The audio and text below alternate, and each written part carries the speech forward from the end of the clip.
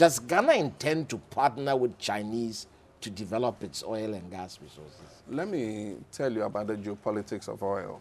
You know, China is growing very fast, and it requires energy to be able to fuel that growth. And oil forms a key factor. And so it's not only in Africa. If you go to Qatar, you go to Iraq, you go to Iran and other places, China is buying blocks and wells in order that they can guarantee supplies to their country. Right. It's the same. America has the same interest. Indeed. I mean, and I don't begrudge any country to have an interest in securing a commodity that will ensure the stability of their economy. Yeah. And so all the ExxonMobils and everything trying to get stakes in, you know, various blocks, it's to guarantee supplies to their own economies. And so I don't... But what about Ghana? What do we want from that? I mean, for Ghana, the overriding factor should be our national interest. Who gives us a better offer in respect? And what is that? I mean, without pressing you too much on that, so I'm quite curious. I mean, because we've spent a year listening to disputes, things about... There will be no dispute. Well, I mean, in a sense, I mean, Cosmos Energy has not necessarily been the company that has had the best of relationships in the last year, if you like, with the government. I mean, it is obvious there are challenges. And I am keen to hear your view on where you think things are going. I mean, you might not have the detail or not want to discuss that, but I would like to know what is our national interest and how do we intend to deal with this? I'll be just a bit broad because right now there are some critical decisions being taken and some discussions going on. And I won't want to preempt or to disclose, you know, what I know in that domain. Yeah. But I think that part of the problem has been the interpretation of the existing law. And that's why we need to bring this petroleum bill in as quickly as possible. It's not this government behaving like new king, new law. No, the existing law has not been very clear. For instance, the issue to do with Cosmos. If you go to the PNDC law, you know, that governs the petroleum sector, it says that a partner in an agreement cannot transfer part or all of his shares to another party without the consent of the secretary. At that time, it used to be PNDC secretary, but that means the minister. You understand? Now, one of the questions somebody will ask is, at what point should the consent be given? Can they go and negotiate and come for consent? Or must they come and even seek consent to go and negotiate for the sale of the shares? You know, there are a lot of gray areas in the previous legislation, which will be cured when this new petroleum bill is passed. But I think that there were some issues that came up, you know, disagreements between Cosmos and GMPC and the ministry, which are issues the president has taken up. And I think that in the next, in a very short while, the issues will be resolved. Cosmos want to sell, and I think that they are free to sell and leave. The issue is about what the new partnership will be. And I think there are just a few issues that will be resolved soon. You know, talking about that, one thing that struck me was, I mean, over the last month, as that, if you like, Cosmos Exxon thing has unfolded, there's always also been the STX, if you like, transaction where the Korean government is looking to build housing in Ghana. Is it not rather strange that, I mean, at a certain level, when you listen to it, it sounds like Ghanaians are willing to do their own deep-sea drilling. But on the other hand, somebody must build houses for them. I mean, it seems to be a little like there's a contradiction there. You would think that it was with houses that you would certainly do yourself. And then with deep-sea drilling, you would bring other expertise because it is a much more complex thing. Does that not strike you as odd? The problem is taking it in terms of raising financing. That is where the money is the issue. It's not the ability to build. Money is the issue. It's not the ability to build. I mean, we have companies here that in the past have built houses. State Housing Corporation, SNIT. We did a successful housing scheme with SNIT, if you remember. During a champion's time, there was a low-cost. So we can build houses, but we don't have the money. We can build houses, but we don't have the money. We have a housing deficit that is anywhere between 500,000 and 800,000 houses. Over the last 8 years, we've not done any mass housing.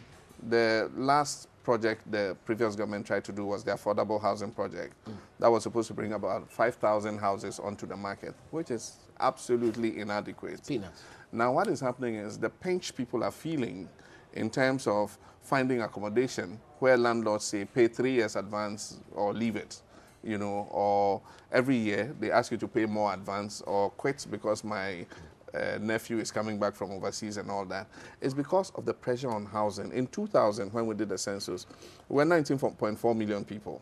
Today it's estimated that we're anything between 23 and 24 million people. That's an addition of almost 4.5 million people. And we have built nothing throughout the period. Over the last 8 years or so, we have built nothing. Still competing for virtually the same housing stock, you understand? So it was necessary for government to deliver some short-term quantities in respect of housing. And it's open to everybody, foreigners, locals. If you bring financing and you say you do 30,000 houses, we'll accept it.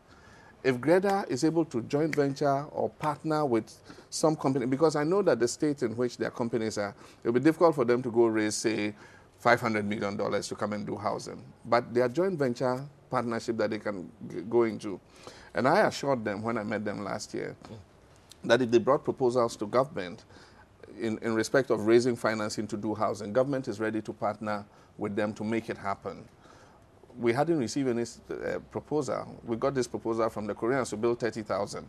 If you take 30,000 out of 800,000, we still have, how many? 770,000 units to build. Yeah. And so there's something in there for everybody, foreigner or Ghanaian. So it's not a question of talking about Ghanaian or foreign competing interests. There's no competition in there. The important thing is to provide houses to the people. We shouldn't see it like that. Obviously not. So and I think that it was on the basis of that Greta withdrew their petition because they say they can build the houses. We say, fine, so bring a proposal. So you don't think that there is anything to be gained from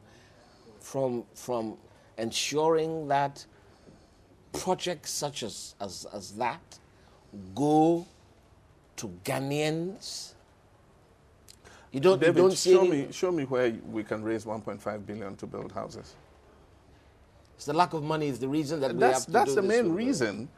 And if you look at a lot of the credit we are taking over the last several years, they've been Exim Bank credits. And what are Exim Bank credits? They are meant to promote the businesses of the countries from which you are getting the credit. You understand? And so they're not going to give you that money and say, take the money and give it to your people to build. Unless it's a loan agreement. And where do we get loan agreements from? Government to government, bilaterals. So why doesn't government get money and give it to Ghanaian people to do it? From where? The World Bank won't give us money to build houses. America won't give us money to build houses on a loan agreement. People suggest sometimes that bonds, there are resources in this place, and if it's done properly, we can raise the money.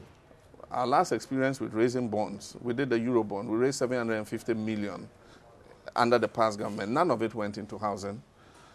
Even the allocations, the sector allocations, energy, railways, and so on and so forth, the money was not used for those sectors. It was used to pay salaries.